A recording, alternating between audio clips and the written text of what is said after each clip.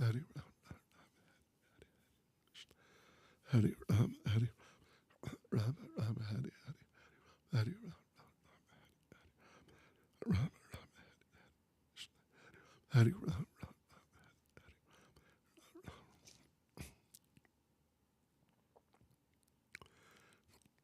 Hari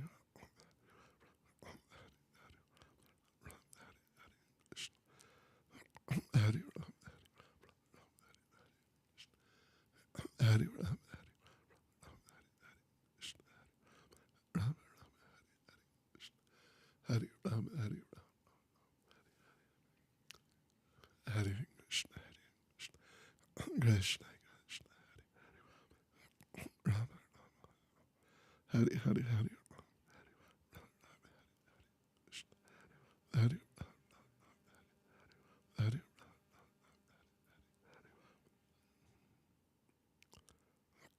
Ram, Hari Hari Hari Hari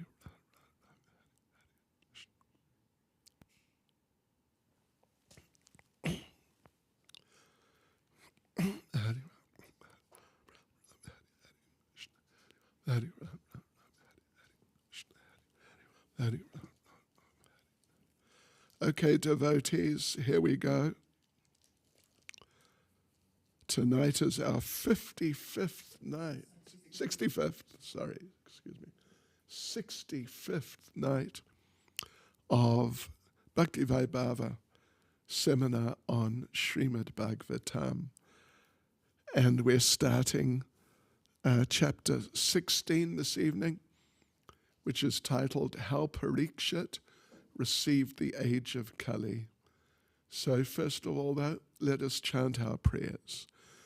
Nama Om Vishnu Padaya Krishna Prestaya Bhutale Shrimati Bhaktivedanta Swaminiti Namane Namaste Saraswati Deve Gauravani Pracharne Niravishesha Shunyavadi Pastichadesh Tarne Sri Krishna Chaitanya Pramanachananda Sri Advaita Gadadha Shivas Adi Gaura Bhaktivinoda Hare Krishna, Krishna Krishna, Hare Hare, Hare Rama, Rama Rama, Hare Hare, Vanchakalpatarubhyas cha kripas sindubhya eva cha, Patitanam pavanebhyo vaishnavebhyo namo namaha.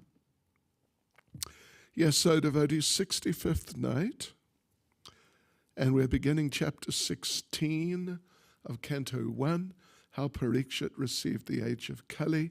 There are 4 sections here. 4 sections. First section is verse 1 to verse 4. And it's called, we call it, Introduction to Parikshit's Activities as Emperor. From verse 1 to verse 4. Introduction to Parikshit's activities as Emperor. Second section, from verse 5 to verse 9, Shaunaka's thoughts prior to Parikshit's meeting with Kali. Verse 5 to 9, Shaunaka's thoughts prior to Parikshit's meeting with Kali. Then section C, third section, verse 10 to verse 17, Parikshit's activities as emperor. And fourth section, D, meeting between Dharma and Mother Earth, verse 18 to verse 36. Don't worry, as we come to each sentence, each section, we'll again say what is the title. So, okay, first of all, section A, verses 1 to 4, introduction to Parikshit's activities as emperor. And as usual, we will recite the translations. Verse 1, Sutta Goswami said, O learned Brahmins, Maharaj Parikshit then began to rule over the world as a great devotee of the Lord, under the instructions of the best of the twice-born Brahmins. He ruled by those great qualities which were foretold by expert astrologers at the time of his birth. Verse 2, King Parikshit married the daughter of King Uttara and begot 4 sons, headed by Maharaj Janamejaya. Verse 3, Maharaj Parikshit, after having selected Kripacharya for guidance as a spiritual master, performed 3 horse sacrifices on the banks of the Ganges, Parikshit. These were executed with sufficient rewards for the attendants, and at these sacrifices, even the common man could see demigods. And verse 4, once when Maharaj Parikshit was on his way to conquer the world, he saw the master of Kali Yuga, who was lower than a Sudra, disguised as a king, and hurting the legs of a cow and bull. The king at once caught hold of him to deal sufficient punishment. Okay, so there we go, devotees. So section is Introduction to Parikshit's activities as emperor, verse 1 to verse 4. Verse 1, Sutta Goswami said, O learned Brahmins, Maharaj Parikshit then began to rule over the world as a great devotee of the Lord, under the instructions of the best of the twice-born Brahmins. He ruled by those great qualities which were foretold by expert astrologers at the time of his birth. So, okay, let's look at Prabhupada's purport. You know, we read, well, some fair number of weeks ago now, a couple of months, 2 or 3, something like that. The predictions, we read the predictions that were made. I won't go back over them, but he developed all those, the qualities that were predicted. And the main one of them was that he was going to be a great devotee, and various other things like protecting the weak, dealing with the miscreants, all that. So yeah, he wasn't just a devotee, he was a Mahabhagavat. Mahabhagavat, great devotee. He was very well versed, and he's a Kshatriya, he's not a Brahmin, but he's so well versed he could convince others to become devotees. So he was a great preacher. So he was first class devotee.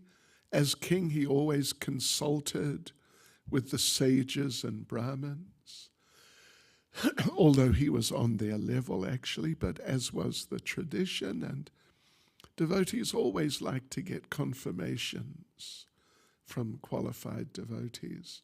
So he would always consult. So Prabhupada makes the point that such kings are better than the current leaders. Yes. Anyway, the current leaders. It's pathetic in the extreme, actually. It's amazing, truly amazing, how unqualified they are. So such kings like Parikshit Maharaj were better because they followed Shastra and Vedic authorities and the rules and regulations from Manu Samhita. Yeah. So he had a council, and the councillors, they're all Brahmins, sages, Brahmins, first class, but they wouldn't take any salary. They just worked for free. Yeah. Yeah. Prabhupada says, No salary was accepted or needed.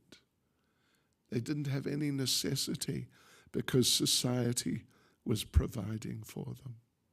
No problem at all. They're all self-realized. They all understood how all living entities in the kingdom could be happy. Yeah. And they would give the best advice, and the king would follow. Just, what would you say? I think Prabhupada says, scrutinizingly, yeah. Prabhupada says that he would scrutinizingly follow them for the welfare of the state. So interesting point that he asked,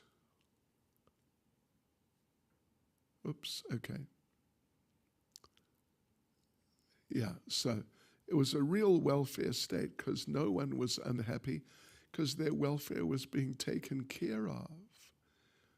So verse 2, King Parikshit married the daughter of King Uttara and begot 4 sons headed by Maharaj Janamejaya.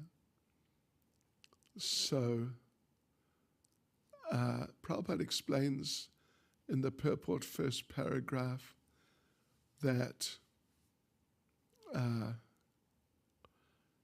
Uttara was the son of Virata, who was an associate of the Pandavas, and he was actually the maternal uncle of Maharaj Parikshit.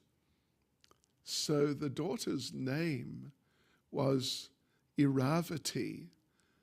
Yeah, she was the cousin sister of Parikshit, but cousin sisters and brothers were allowed to marry as long as they were not in the same gotra. Samaste. Means the line of spiritual masters. Yeah. So in Vedic system of marriage and just of everything, the gotra, the family, was stressed. And Prabhupada makes the point, Arjuna also married Subhadra, although she was his maternal cousin sister. Yeah? Okay, and then Prabhupada, in the second paragraph, gives a bit of a biography of Janamejaya. After Parikshit was killed by the bite of the snake bird, Janamejaya decided to take revenge on the snakes, and particularly the particular snake, Takshaka, who had killed his father. So he started this big sacrifice, and all the snakes, I mean, really a lot, started falling into the fire. And yeah.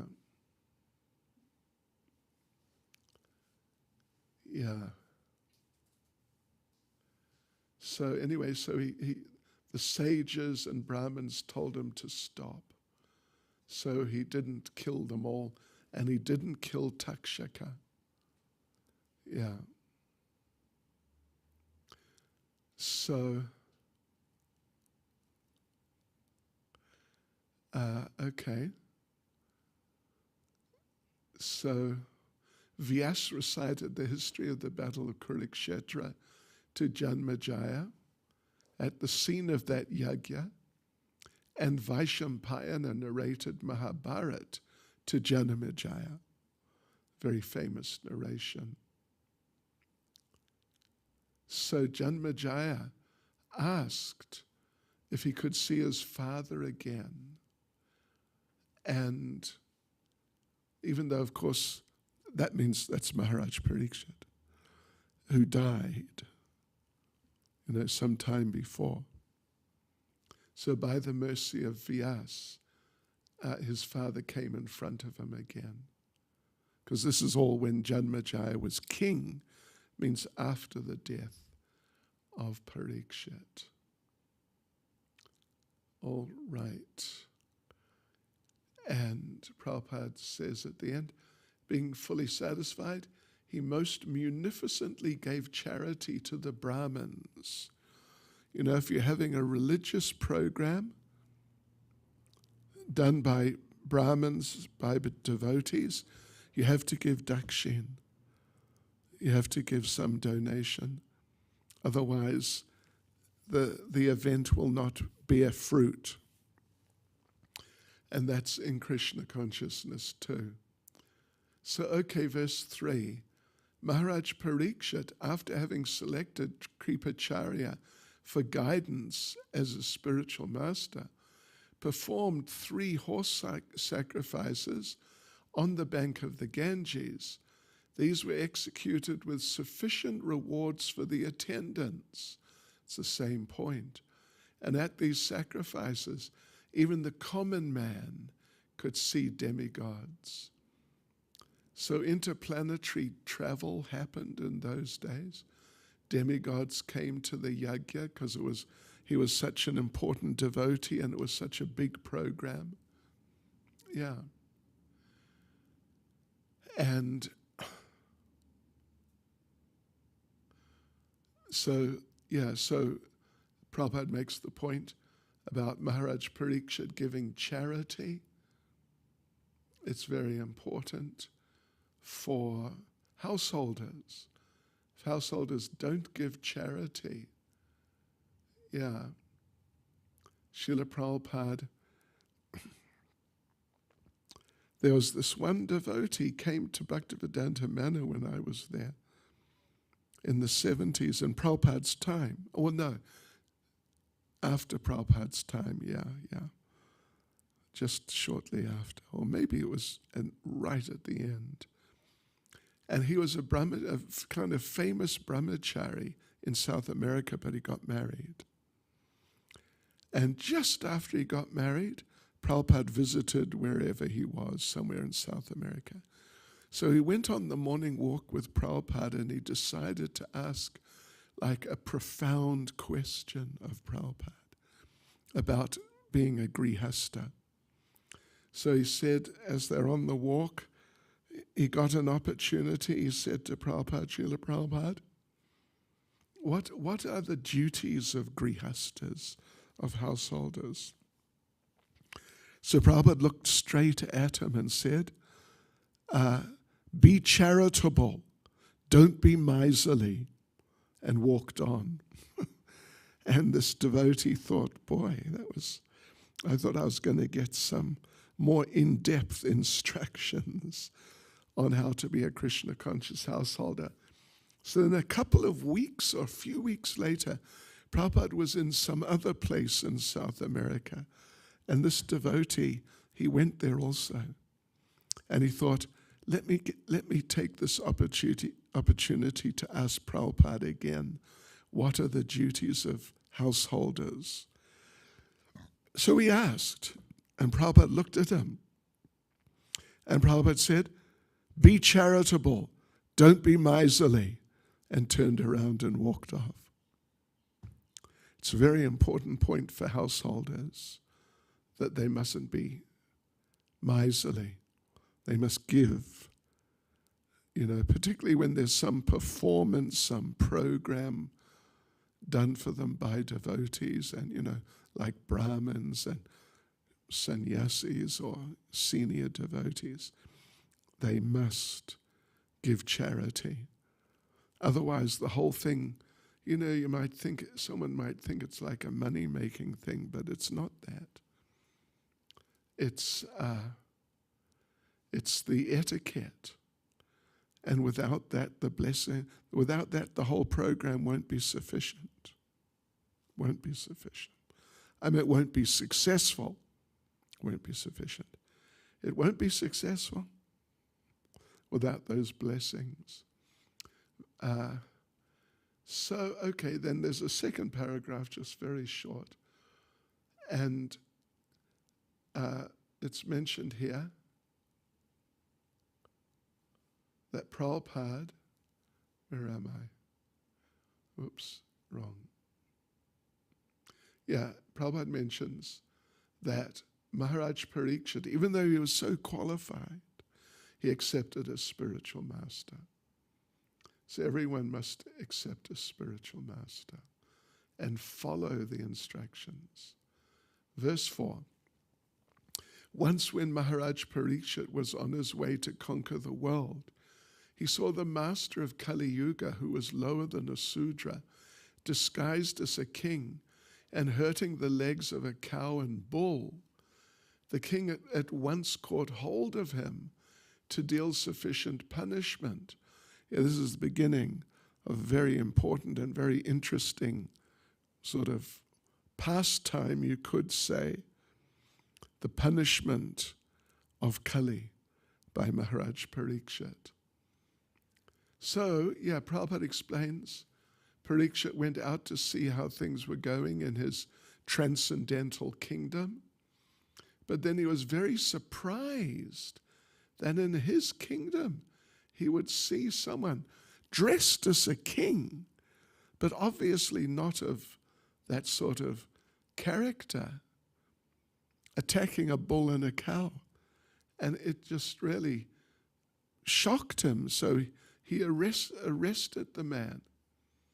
So any good king or any good government can't tolerate insults to cows or Brahmins.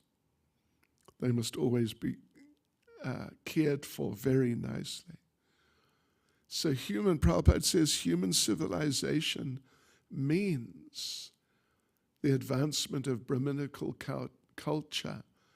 And in order to maintain it, cow protection has to be there. Why? Well, there's a number of reasons, but one of them is milk. Milk is a miracle food. There are a number of devotees in our histories who lived only on milk products, like Raghunath Das Goswami.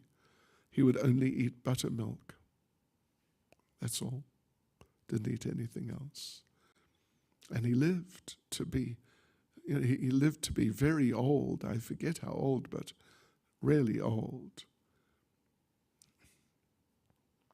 So Prabhupada concludes the first paragraph. There are two paragraphs.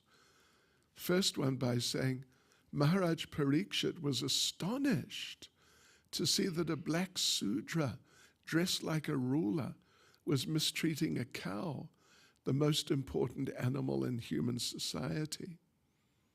Then there's a second paragraph. Prabhupada begins, classic statement, Kali Yuga, what does it mean? Mismanagement and quarrel. And what is the root cause of all the mismanagement and quarrel? Low-class men ruling.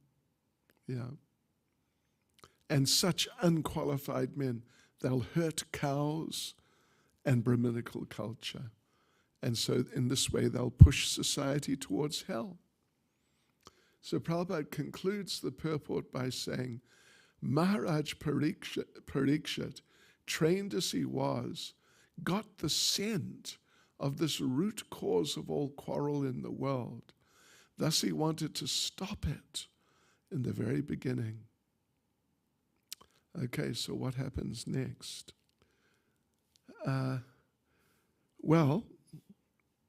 Shonaka Rishi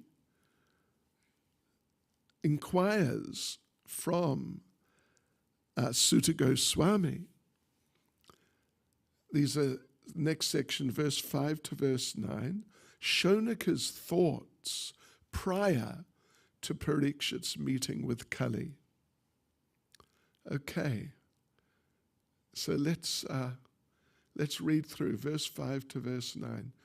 Shonaka Rishi inquired, why did Maharaj Parikshit simply punish him, since he was the lowest of the Sudras, having dressed as a king and having struck a cow on the leg?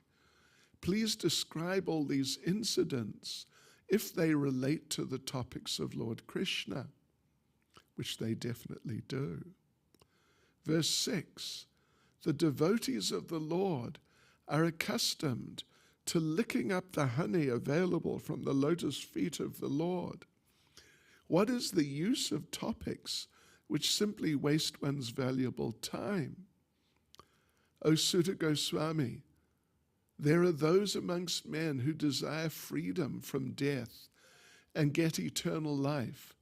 They escape the slaughtering process by calling the controller of death Yamaraj. Yamaraj again. And verse 8, as long as Yamaraj, who causes everyone's death, is present here, no one shall meet with death. The great sages have invited the controller of death, Yamaraj, who is the representative of the Lord. Living beings who are under his grip should take advantage by hearing the deathless nectar in the form of this narration of the transcendental pastimes of the Lord. And verse 9, lazy human beings with paltry intelligence and a short duration of life pass the night sleeping and the day performing activities that are for naught. Old English saying, they are for naught.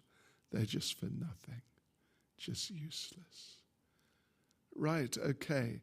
So section is Shaunaka's thoughts prior to Parikshit's meeting with Kali, verses 5 to 9, and here's verse 5.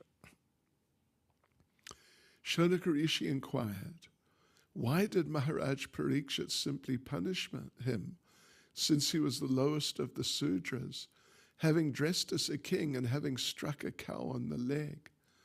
Please describe all these incidents if they relate to the topics of Lord Krishna. Yeah. So why did he just punish him? Why didn't he kill him? Anyway, so here is the purport. And first thing Prabhupada mentions is Shaunaka and the sages, the rishis in Naimisharanya. They're surprised that Parikshit didn't kill him. Normally, that's what would have happened. So, Prabhupada makes the point. These rishis cannot imagine the depths of degradation of the leaders now. They open slaughterhouses. They're really crazy. Okay. So, in a sense, it's not so interesting, Prabhupada says at least, to the rishis. But still they want to hear about it in case it's connected with Krishna. If it is, they want to hear. So in Srimad Bhagavatam, Prabhupada makes the point. There are many topics like sociology, politics, etc., but they're connected with Krishna.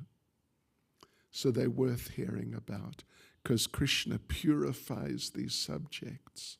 Verse 6. The devotees of the Lord are accustomed to licking up the honey available from the lotus feet of the Lord. What is the use of topics which simply waste one's valuable life? Absolutely. So there's a fairly substantial purport here, at least it's 4 paragraphs long.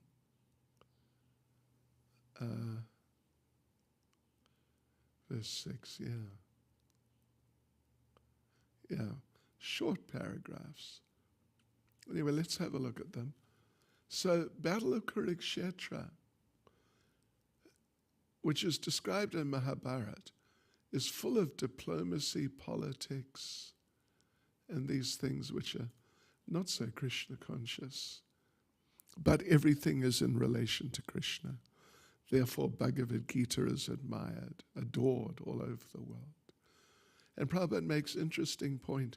We don't need to eradicate politics or economics. We just need to dovetail them with the Lord. So we were hearing about the Pandavas, the last few chapters. Now about Parikshit. Yeah. And they're all connected with Krishna, so therefore their transcendental and pure devotees are interested in them. And like I said, there's a couple more, 3 more short, very short paragraphs. Paragraph 2 is advising us or ordering us or advising us. We must only give attention to topics about Krishna. Anything not connected with him, even if materially interesting, we are not interested in. And in paragraph 3, Prabhupada talks about Goloka Vrindavan. Yeah.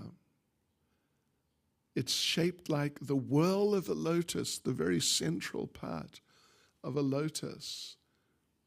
And so when Krishna comes, he manifests his abode.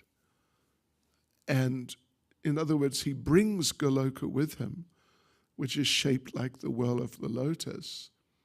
So his feet always remain on the same lotus, because Goloka comes down with its lotus. And his feet are also as beautiful as lotuses. Therefore it says he has lotus feet. You look at his feet, and they don't look like your typical sort of funky feet. They look incredibly beautiful. And the last paragraph, that Prabhupada, the basic point is, we mustn't waste time with material subjects. Only focus on Krishna. Yes. Because everyone's caught in the whirlpool of birth and death due to contact with Maya. So when one gets freed from that, the person's liberated, eligible to go back to Godhead. So those who want to live forever should not waste valuable time with topics other than those relating to Lord Krishna and his devotees. Okay, so verse 7. O Sutta Goswami, there are those amongst men who desire freedom from death and get eternal life. They escape the slaughtering process by calling the controller of death Yamaraj. Yeah. So interesting description in the purport. Prabhupada makes the point that as a living entity develops from animal life to human and gradually developing higher intelligence, they become anxious to get free from the clutches of death. Even the current day people, through science, they want to escape death. Yeah. So, but even though the scientists are thinking like that, Prabhupada makes the point, Yamaraj doesn't even spare the scientists. They all die also. And no one can enhance their lifetime even for a moment. It's already there in your karma. So to do this, the verse says, Shonaka says, that to escape death, you have to call for Yamaraj. And you might think, well, don't you have to call for Krishna? But the thing is that Prabhupada says, to stop this, being victimized by death, what you have to do is to call him, call Yamaraj, and call him to hear and chant the holy names of the Lord. So, yeah. And because Yamaraj, he's a great devotee, he loves to be invited for kirtans and things like this with the devotees. Prabhupada concludes the purport by saying, thus the great sages headed by Shonaka and others invited Yamaraj to attend the sacrifice performed at Naimisharanya. This was good for those who did not want to die. Actually, it's good for everyone, but particularly for those who consciously didn't want to die. Verse 9. Verse 8. Verse 8. As long as Yamaraj, who causes everyone's death, is present here, no one shall meet with death. The great sages have invited the controller of death, Yamaraj, who is the representative of the Lord. Living beings who are under his grip should take advantage by hearing the deathless nectar in the form of this narration of the transcendental pastimes of the Lord.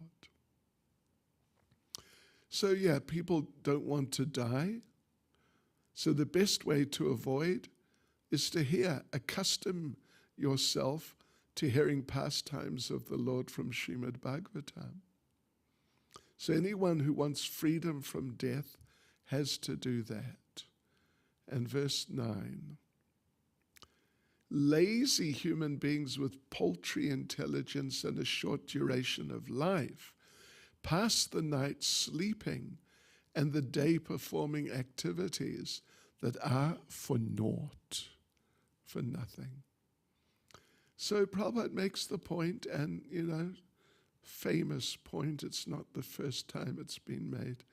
Less intelligent people don't know the value of human life. But its special gift from material nature is that in the human form you can escape birth and death. So therefore, intelligent people who are well informed, they try to get out of the cycle of birth and death. But the lazy materialistic people, Prabhupada says, they're too interested in economic development and they work hard for sense gratification and they got no time for self-realization. And Prabhupada makes really important point. We should note this. We are destined to get a certain amount of sense gratification. It's already set, as are the animals. And you can't increase it by working harder or robbing a bank, that sort of thing. So after working hard all day, they either sleep or have sex enjoyment at night. And Prabhupada says, therefore they're designated herein as lazy, unfortunate, and short-lived. So now we go on to the third section, from verse 10 to verse 17.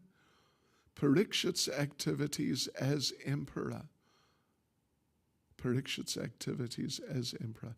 So we'll see how far we get. We'll read the verses. It's not likely that we'll finish the whole thing, but let's see how far we get. Verse 10, Sutta Goswami said, while Maharaj Parikshit was residing in the capital of the Kuru Empire, the symptoms of the age of Kali began to infiltrate within the jurisdiction of his state. When he learned about this, he did not think the matter very palatable. This did, however, give him a chance to fight, because he's a Kshatriya. They want to fight. He took up his bow and arrows and prepared himself for military activities. Verse 11, Maharaj Parikshit sat on a chariot drawn by black horses. His flag was marked with the sign of a lion.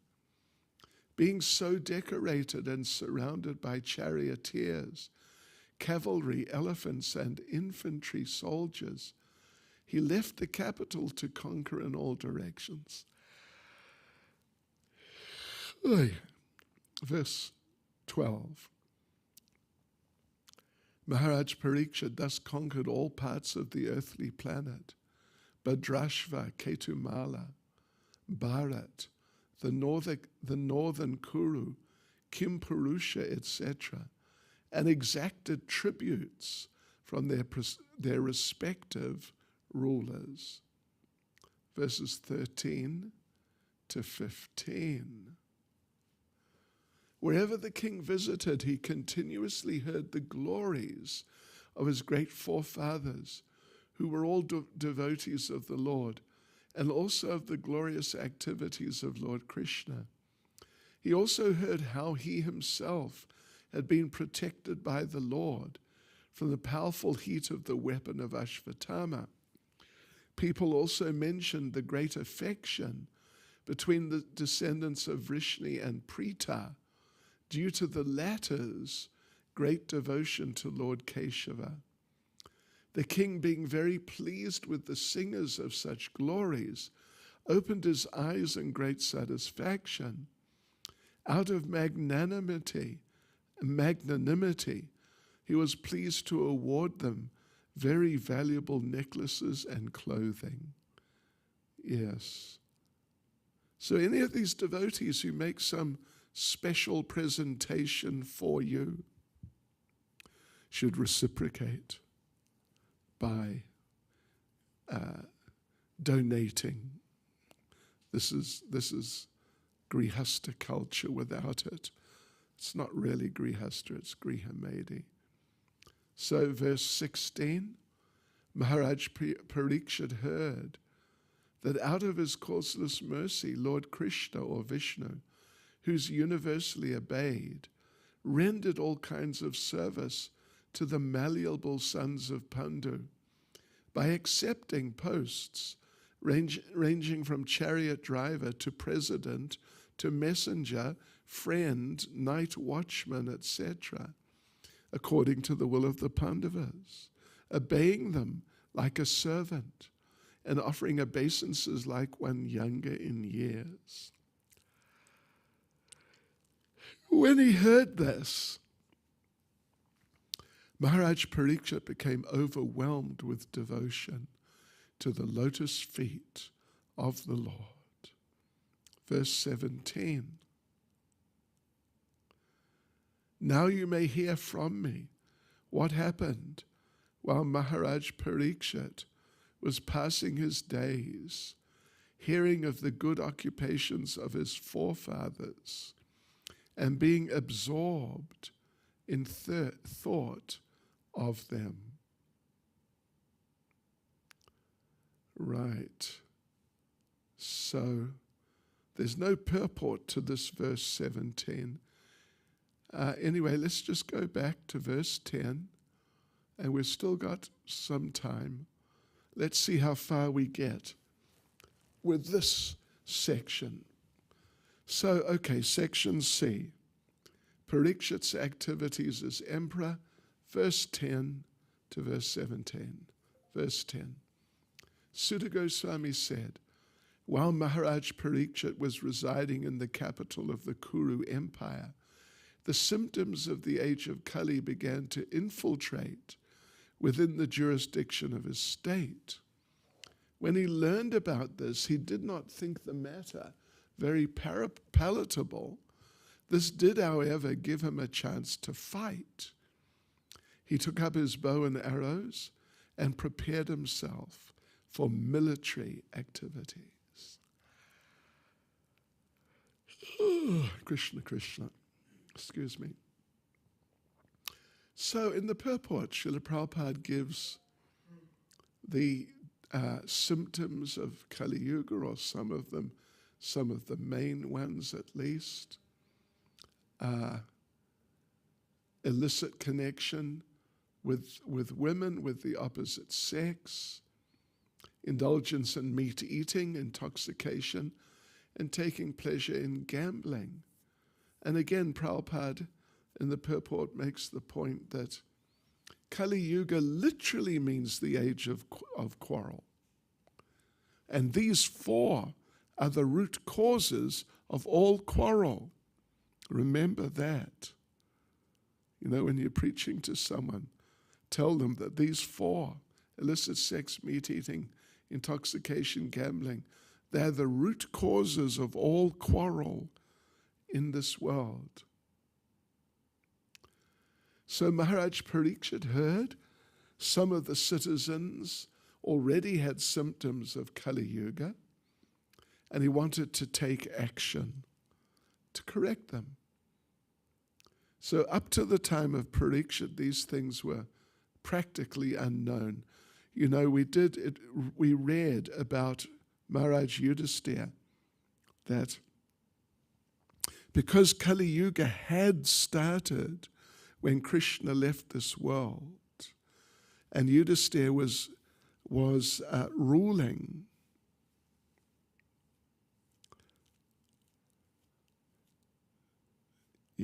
Anyway, was ruling up to that time. We read in the previous, what was it, chapter 14, how Yudhisthira didn't know the Lord had disappeared yet, although the Lord had disappeared. But he noticed these characteristics of Kali Yuga. And therefore he assumed, even before he was told, he assumed the Lord had left. Right. So, but still, they didn't really start setting in until after Yudhisthira had left. So soon as he understood, he wanted to root them out. So in a certain sense, it was good news because he liked to fight. And he couldn't fight the other states because they were at peace with him and they were accepting him as the emperor. So Prabhupada says, a Kshatriya king is happy to get the chance to fight, just like a sportsman is happy to get a chance to play sport. You know, all these, the Springboks, the All Blacks. They like it, they enjoy it. The Vaishyas like to make money, they enjoy it, it's fun. Right. So anyway, Prabhupada raises the question in the purport that if it's predestined that in Kali Yuga such things will happen, why try to fight them? Why try to stop Kali Yuga developing? But Prabhupada says, in the rainy season, rain is predestined, but people still take precautions to protect themselves. So the state must stop these things as much as possible. You know, sometimes you see it's pouring with rain, you're driving along, and you go past some animals in the fields, and they're just standing there in the rain. So intelligent people will try to protect themselves. Even though, you know, it's raining, you can't tell the rain to stop. So Maharaj Parikshit wanted to save the innocent citizens from these things.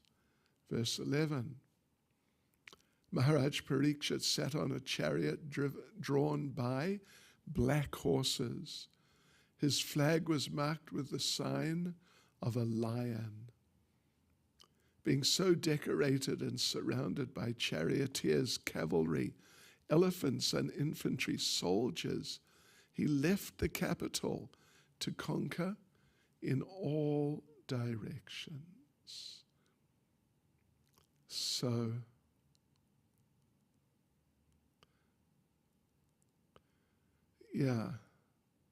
So Prabhupada in the purport makes a distinction between Arjuna and Maharaj Parikshit. That Maharaj Parikshit sat on a chariot drawn by black horses, and his flag was marked with the sign of a lion.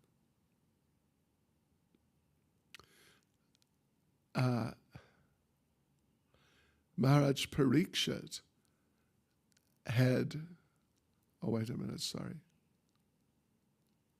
Maharaj Parikshit had black horses, Arjuna white horses. Maharaj Parikshit had a lion on his flag, Arjuna had Hanuman. So this royal procession, as he went out to do his Kshatriya business, is a sign of civilization that is aesthetic, even regarding fighting. There's beauty there, even in regard to fighting. Verse 12, Maharaj Parikshit then conquered all parts of the earthly planet, Bhadrashva, Ketumala, Bharat, the northern Kuru, Kimpurusha, etc., and exacted tributes from their respective rulers. So, this is verse 12, and Srila Prabhupada elaborates a bit on each of these pieces of land in the purport. Yeah. I mean, it's a bit specialized, and you're not going to be asked about this.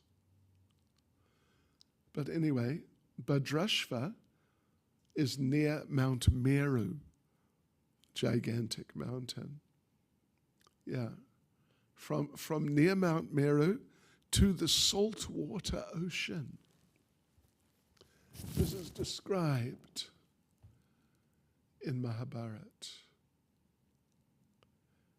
Yeah.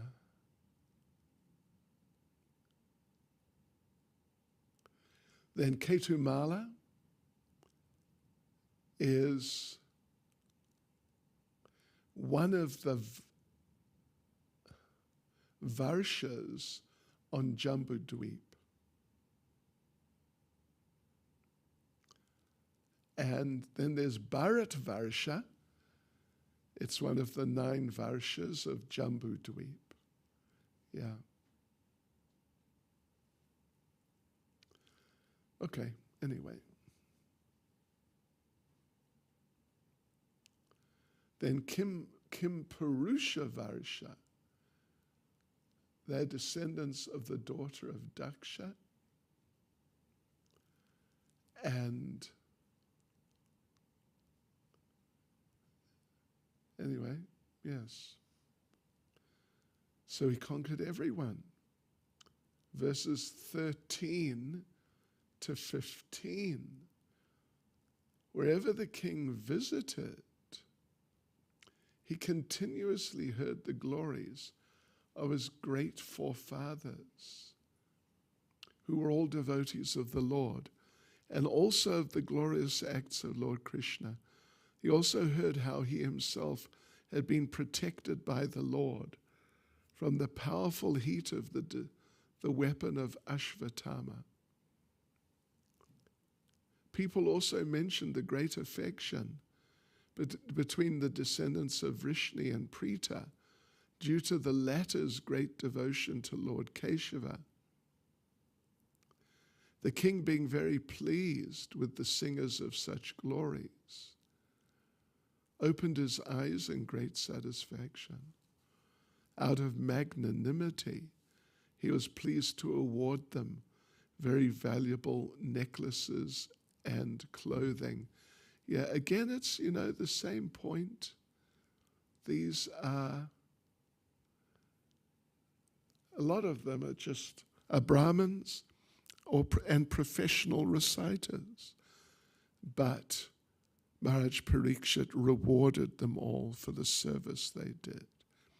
This has to be there for householders. Right, so here's the purport. 2 paragraphs. First paragraph, very short. Kings and other great persons are presented with welcome addresses. That's the old system. So it happened for Maharaj Parikshit also.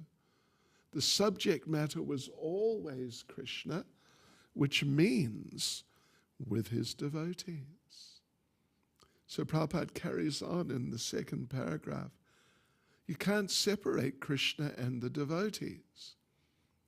So glorifying the devotees means glorifying Krishna, and vice versa. Must do. And Maharaj Parikshit, Prabhupada says, would not have been happy to hear glorification of his forefathers without Krishna.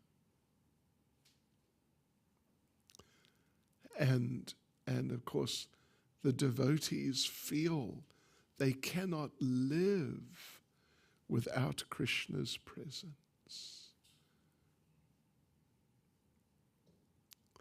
So he's present for the devotees. So Maharaj Parikshit felt his presence, especially when he saw Krishna saving him when he was in the womb of his mother. So, Prabhupada explains it's an important point. The devotees of the Lord, being under Krishna's protection, are never really in danger, even though they do die eventually in one way or another. But it doesn't really affect them so much.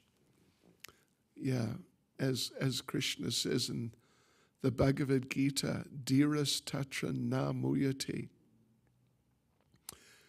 He's described how we go from childhood to youth to old age, changing bodies all the time. But then, of course, but the advanced devotees, Krishna says they're not bewildered by that change. Yeah.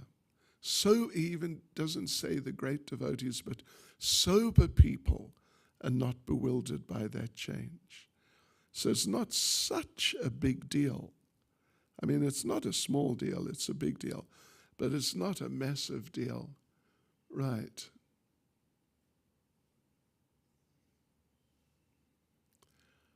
So therefore, anyway, Parikshit wouldn't have been happy to hear glorification of his forefathers without Krishna. And Prabhupada continues, the Lord would not have been glorified as the speaker of Bhagavad Gita if the Pandavas had not been there in the Battle of Kurukshetra. So these things were mentioned in the welcome address. And Maharaj Parikshit, guess what he did? He rewarded the welcomers. And this is such a practice. Yeah.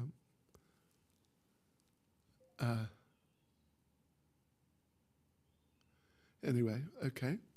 Verse 16.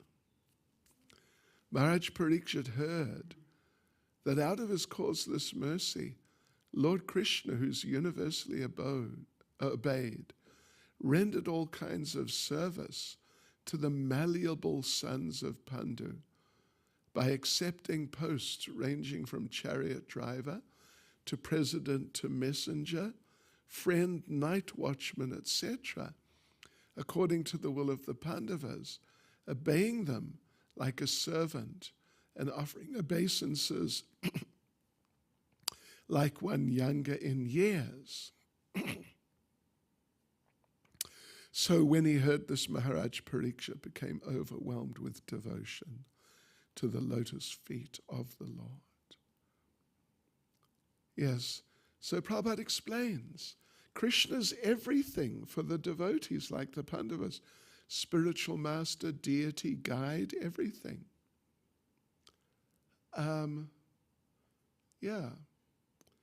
And therefore the Lord reciprocates their feelings. Yes. So Parikshit was aware of that, and just thinking of that, how the Lord reciprocates, he became overwhelmed. So therefore Prabhupada says, simply by appreciating the dealings of the Lord with his pure devotees, one can attain salvation.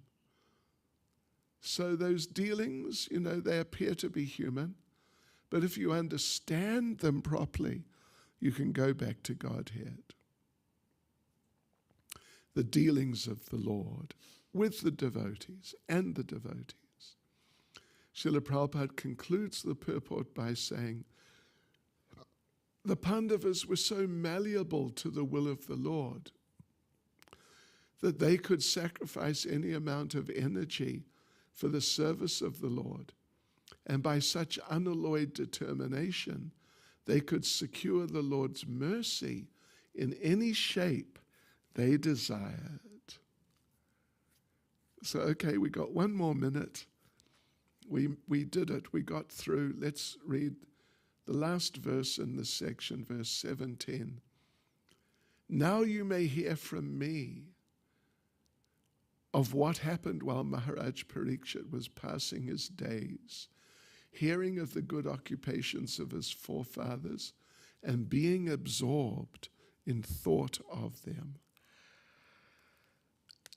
So, okay, we'll carry on tomorrow.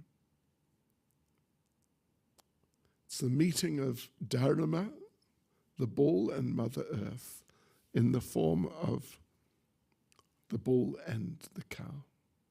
From verse 18 to verse 36. Srila Prabhupada ki jai.